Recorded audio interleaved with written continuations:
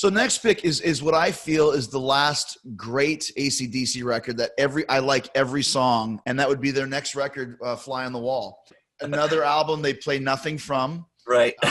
But every song on that record is great to the point where they if you remember, they made a short form movie where the first the first 5 songs are videos. Mm-hmm. And I think that, because I mean, like Fly on the Wall, the full first side, Fly on the Wall, Shake Your Foundations, First Blood, Danger, and Sink the Pink are great. Mm. Side 2 opens with Playing with Girls, which is total Led Zeppelin. Mm. All those songs are good. I think the biggest problem with that album is the mix is really bad. Yeah. And Brian's vocals sound like they're coming from a different room almost. Mm.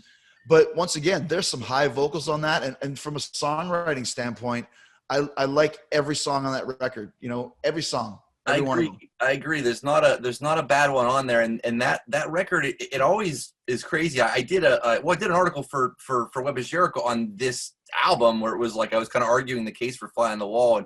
And I talked to Simon Wright about that as well extensively. But yeah, I think the production of it put some people off. I think maybe even the presentation with the cartoon fly and stuff might have put some people off a little bit too. But yeah, Fly. Get it? Cover Fly. Right. Yeah, on the wall. Yeah. It's a little. It's an eye. Get it? Yeah.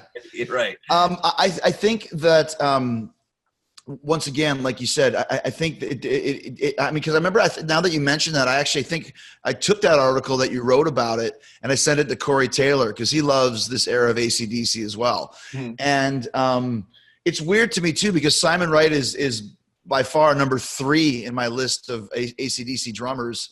But 2 of the records I chose were his, and I could just as easily have went with Razor's Edge or whatever it may be. But like I said, I wanted to talk about Flick the Switch, and I want to talk about Fly on the Wall because no one ever talks about it or mentions it.